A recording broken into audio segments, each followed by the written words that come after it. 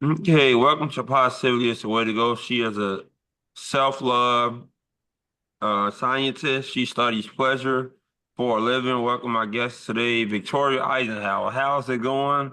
I know we talked yesterday. How was the workout that you did? Hi, Dion. It's good to be on your podcast. Finally, we made it work. And yes, thank you. The workout was fire. It's exactly what I needed. Yeah, did how long did it? It was like an hour, 30 minutes, you know. Probably almost an hour. I almost made it to the hour. I'm still kind of building back into that routine of strength, cardio, weights, Are you a Peloton person? You got like a Peloton, you don't do that at all. No. You got a Fitbit though, right? Like you watch the miles that you run, you track yourself. No, I just kind of move Oh, into what I feel. everybody do the Peloton and the Fitbit and stuff now. They got that like a watch, Apple Watch, where they track themselves, the mile that they run.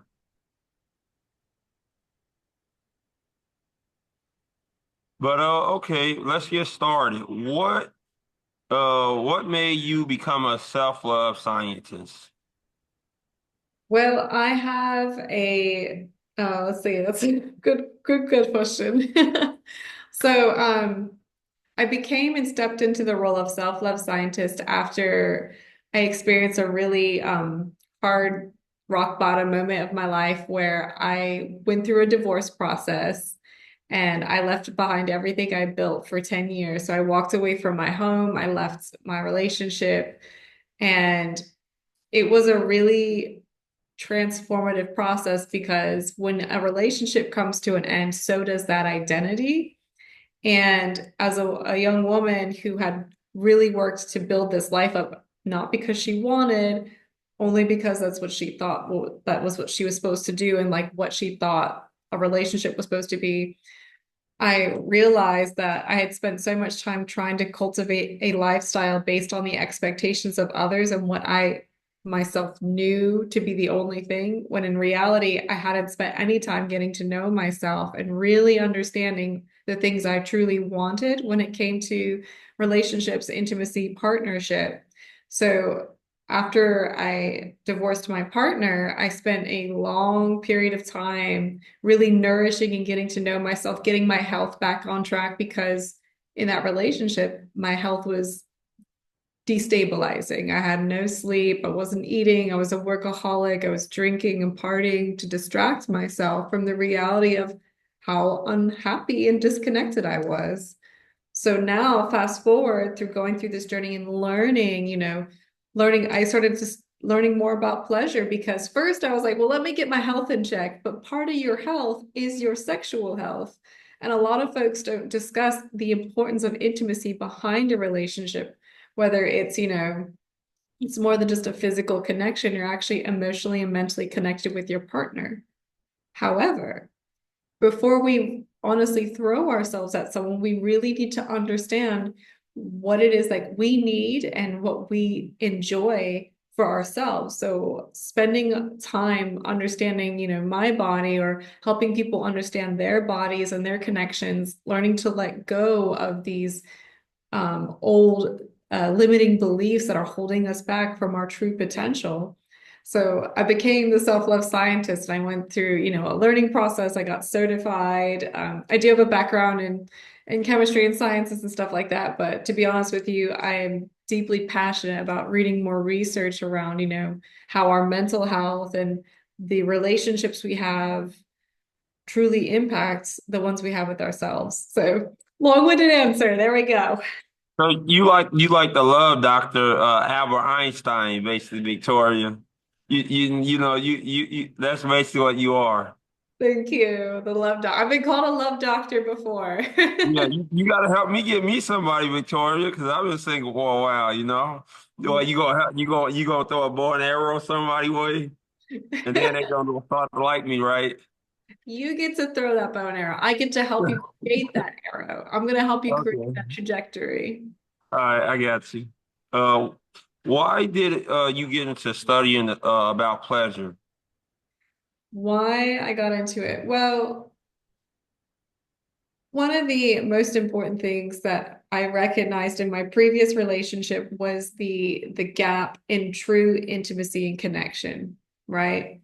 I was learning that, sex was more than just a physical experience. It was actually something that I could experience true pleasure. And I was like, well, what is that supposed to mean? And unfortunately, it's not a educated topic that's discussed amongst younger children, young adults.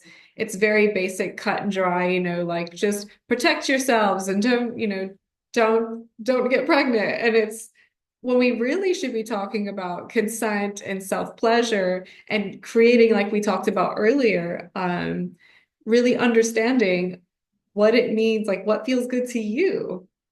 So I really I promised myself that the next relationship I had, I would be, experiencing what pleasure felt like, a deeper intimacy because it just wasn't existence, not because this person was a bad person. It was just that we were no longer connected. And I promised that I would create this connection for myself, learn what feels good for me. So I developed my own practice.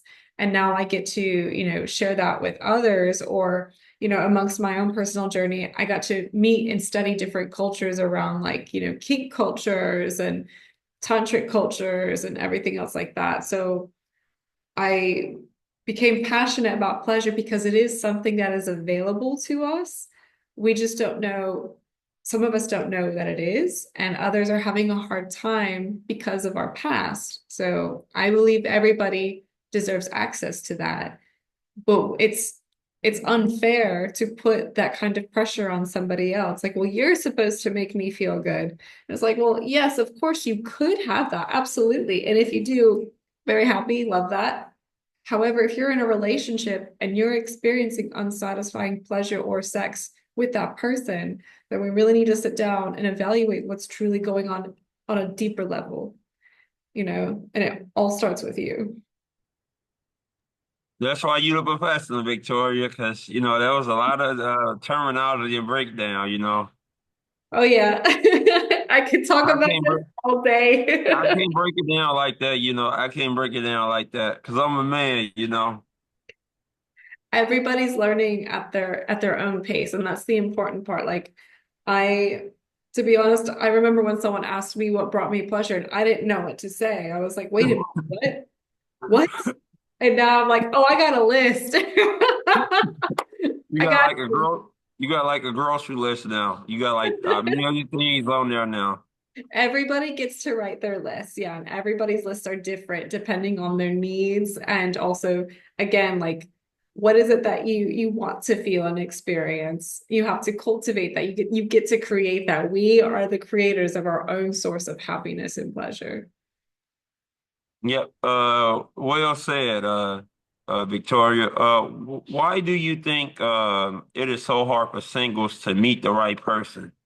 Because I'm a single guy. I've been single for a while. And I'm in the younger generation. I don't know how old you is, Victoria. You in your 20s like me? I am not in my 20s. I am in my 30s. 35. Oh no. I'm gonna go back to 30. your question. We will play this game. Okay. I So, thought we was gonna play the what's your age what's game right the age now. game? No. Yeah. What's your age? For me, I'm happily 30. I just turned 30 this year, so hello. Oh, okay. You a Virgo, right? No, I'm a Taurus. You a Taurus? Oh, my mother's the same sign, and I got niece and nephews the same sign. Amazing. You Uh, wanna know what sign I am, right? what's that? You wanna know what sign I am, right? Sure. Yes, it starts with a P. Oh, what? It starts with a P. Oh, Pisces. Yeah, that's what I am. Yep. Okay, so you like go with the flow, but also emotionally available or potential to have emotional availability. Well, well, yeah, I do. Communication is your love language. What you say? I said communication is your love language. Well, yeah, that's why I always we want to communicate with you and stuff. Make sure we got everything buttoned up and everything good and structured. So when you put it out there, when you're looking for your person, you'd be like, I need you to communicate with me. That's Yeah, important. I'm a direct guy. I don't like to beat around a bus. Well, to answer your question about, you said, why is it that people are struggling um, nowadays? And my answer to that, I got a laundry list. However, I'm going to highlight probably the top three that I do see amongst my personal clients and research. The number one thing is there is an oversaturation of information happening right now, and nobody realizes that just because it's on social media does not mean it's real. So a lot of folks are putting themselves or attaching themselves to these things that they're reading about and thinking that it's the one all be all rule, like, oh, well, you're supposed to do X, Y, and Z, and your partner is supposed to do X, Y, and Z, when that's not true. There's so many different groups, movements, and classes and personalities out there, and we all want to belong to some certain group. The second thing, the dating apps has become this, again, influx of information, and it's making people become more easily accessible, and they're also hiding behind a filter because it's so much easier to take advantage to a person because we're attached to phones nowadays. And the other thing I would recommend, like why it's so tough, is because even though as human beings we desire connection and companionship, we there's a struggle about putting yourselves out there in real life because deep down we don't want to be hurt. Nobody wants to be hurt. Nobody wants to be rejected. And I understand that. I absolutely hear that for you because that is why I was stuck. That is why I stayed in a relationship that was not healthy for me because I feared being alone. When in reality, none of us are truly alone. We have the support systems, we have the resources. It's only a matter of us developing the courage and the confidence to say, it is my life and it is my time.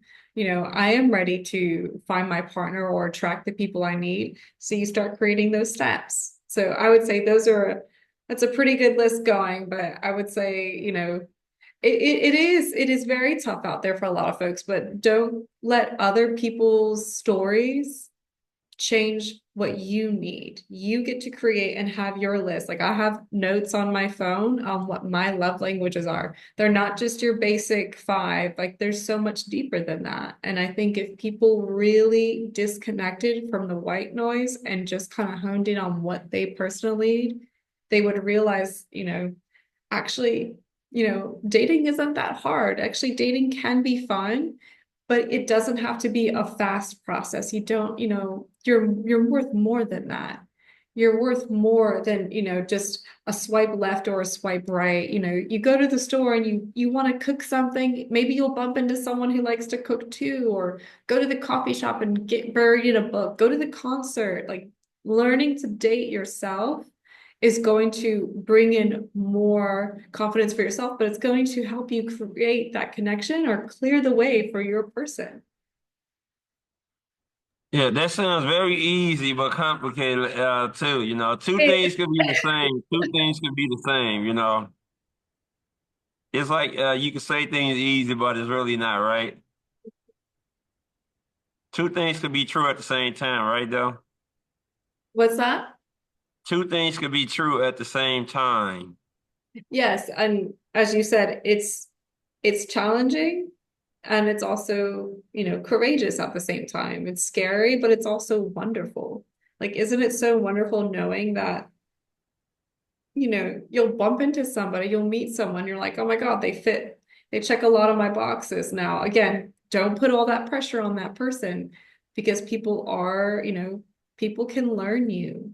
If they're invested in you, you'll know it, but don't ever, ever go back to where you were to fit into somebody else's box just because they did like one small thing. That was something I learned personally. I was like, oh man, don't get trapped into, these different cycles. And I can definitely go into a rabbit hole, but I'll let you ask your next question. Well, I get like that sometimes too. When a woman nice to me, I'm like, oh, they like me and stuff. I get my hopes high. Like man, that was a really good conversation. In reality, it wasn't nothing. It was just them being nice for that moment, and then that moment was gone, and then everything else was gone too.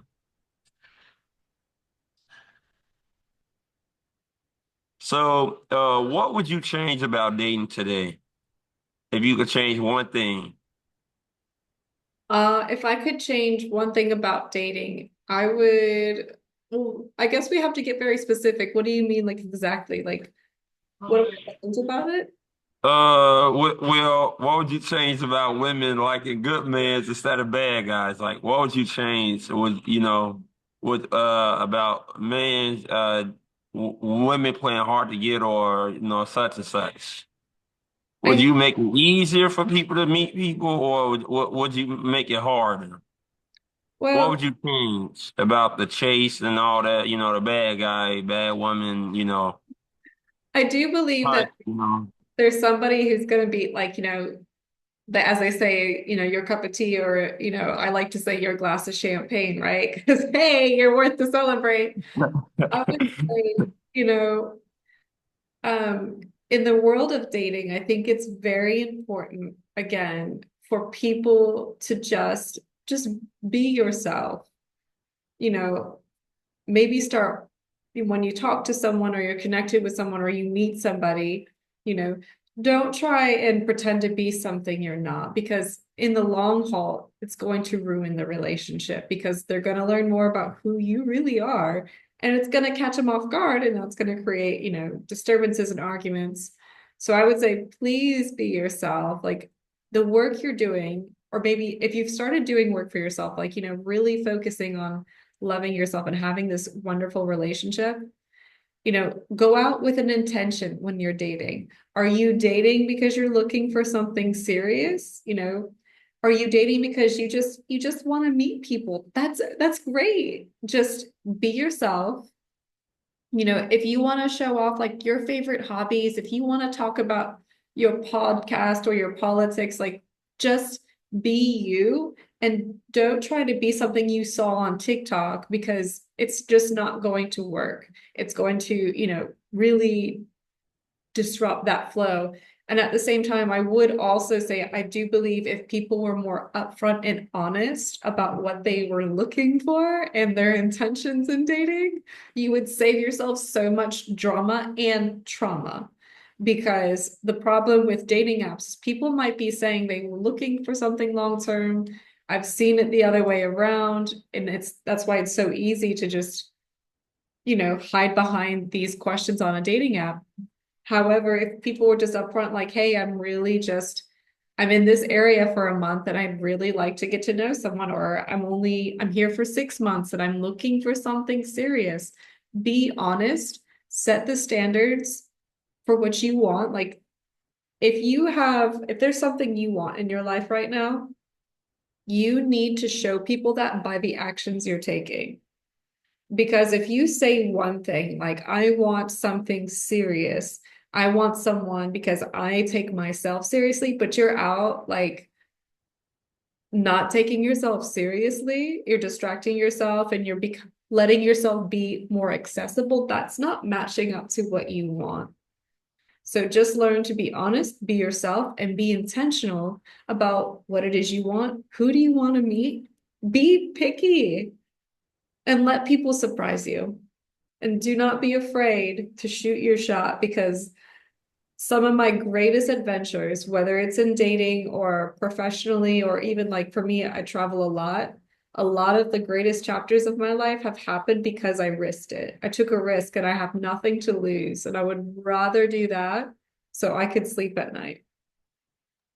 It's like me and you talking and getting to know each other and having you on my channel and stuff. I didn't know who you was, Victoria, and I'm like, oh, she's very nice, and you was different, and you very cool, and we friends and everything. Yeah, now I have a friend in Chicago. Well, yeah, exactly. And it used to come up. Have you been out here to Chicago? No, not yet. It's You cool. used to Too come cold for out me here. right When you come now. out here, we'll hang out. Yeah, it's too cold for me right now, though. Summer, spring or summer, right? Yeah. You gonna visit soon though, or you there? I mean, not for a while, though. It's too cold for me. Oh yeah, well yeah, it's cold 9 months out of the year here. Yeah. And so I have values and beliefs that I like. How do you help people find someone that they match up with, like their values, belief system? So the way my system works in my work is I help my clients identify those values and beliefs. It's so wonderful that you have yours ready to go. First, people need to figure out what those are. And that could be hiding a lot of old traumas, experiences, again, these beliefs that were set upon them long time ago. And once we have those values and beliefs down, then we start creating it was like a homework, like a game. We make it into a game, We start writing out like who is it? Like what is it that you're looking for? Who is this person? Really get specific about this. I'm not saying you have to say, well, my person looks like this physically. That could be a thing too. Like you're allowed to be attracted and drawn to what you want. However, go deeper than that. What does this person like to do? Where do they shop? Where do they eat? Where do they live? Like, does your person live in the same state as you? Do you even love where you live? So we have to get very specific on what it is, that you're wanting. Like you said, you had your list of values and beliefs, and that's wonderful. But a lot of folks don't know what those are yet. They're still kind of struggling with this concept and ideal of what a relationship is before they even realize, like, wait a minute, you mean I have a say in what I want this relationship to look like? Because again, there's just so much happening in social media world where it's like the man has to be the breadwinner or the woman is the breadwinner and masculinity and toxic this, and it's too much and it's overwhelming a lot of people. So first things first, let's figure out what those values are and remove the rest. Yeah, but what if somebody act like they got the same values as you? That's to get what they want from you. Because a lot of people want relationships based on transactional stuff.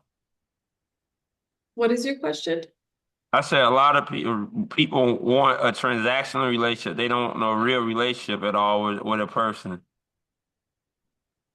Is that based on personal experiences? Yeah, yep.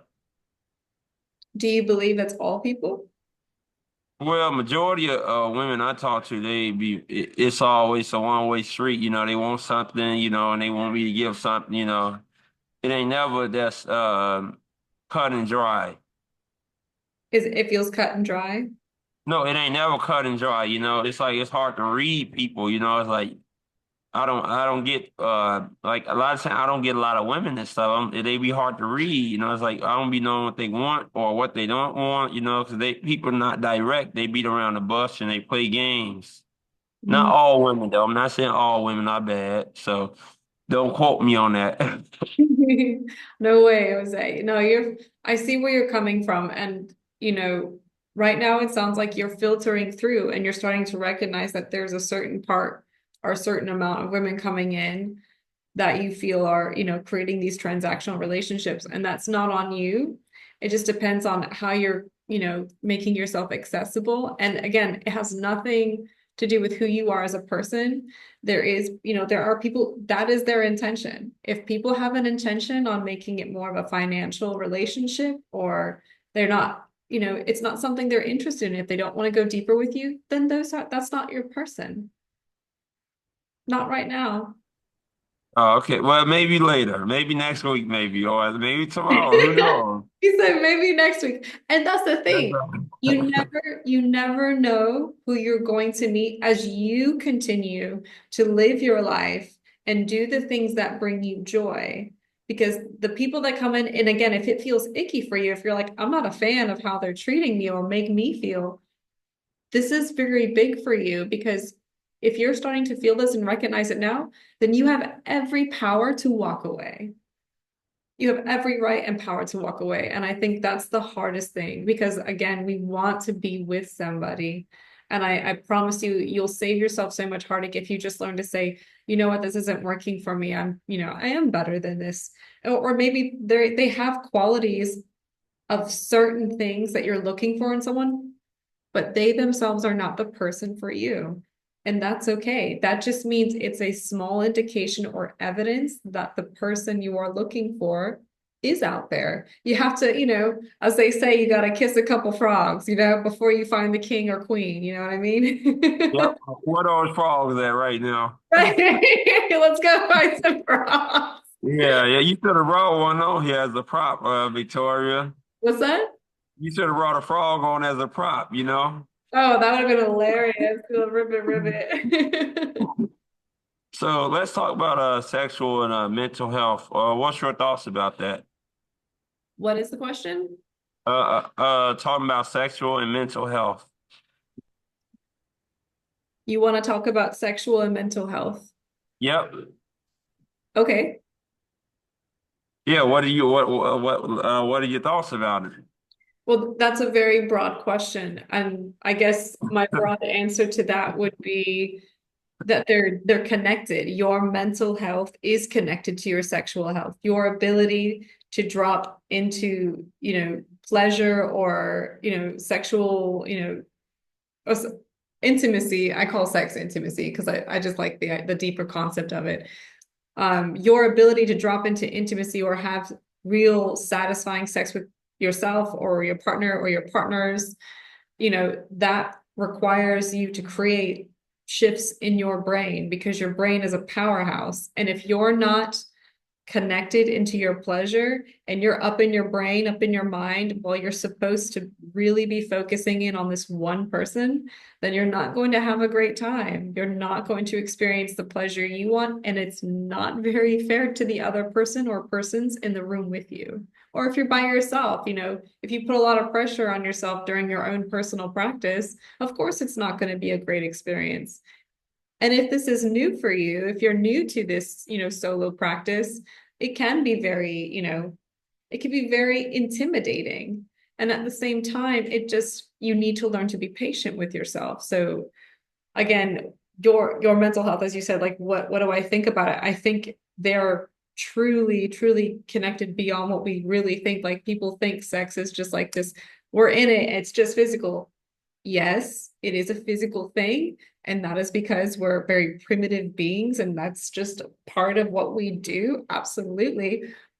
What I am saying though is nowadays, at the rate we're growing as humans, there is so many people out there who have a lot going on up in their brains, and it's completely disrupting their flow. And that's why we have unsatisfying sex. That's why there are women out there who are like, I never experience orgasm, or men are experiencing ED. Like there's just a lot happening in the brain. I'm not saying it's your fault. I am saying that there's some work we got to do. You like stop overthinking things, people. It's so much Yeah. easier to say than really do it, though. We should make a book called Dating for 101 Dummies. Well, this is So, great. yeah, so what is your favorite passion and least favorite passion? Mm. My favorite passion is traveling. I travel a lot. What's the favorite place you've been at that you have traveled to, and what's the place you want to visit? Did you say my favorite or? What's the place you want to travel to that you haven't, and what was your favorite place to travel so far? I really, really enjoyed Florence, Italy. I thought it was so beautiful. I love it there. I really want to go to Greece and visit the different islands there, preferably during the spring and summertime. So,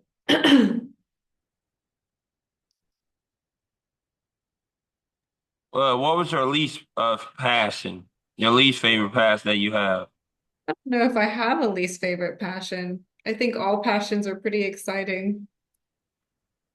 Okay, well, it was nice to have you on, Victoria, and I appreciate you, and I will have you on again. I'm pretty sure we're gonna talk more, offline and stuff, because we buddies now and stuff. But it was great to have you on again. Thank you, Dion. I appreciate it. This was a lot of fun, and I hope this is very resourceful for your community. Yeah, let's hope that Victoria gets some fans now. Get some more fans. Thank you. People gonna start Googling you like, who is this Victoria Eisenhower lady? Yeah, if anybody ever wants to connect, I am on Instagram, and then I've got my website, theselflovescientist.com. Okay. Awesome. Thank you.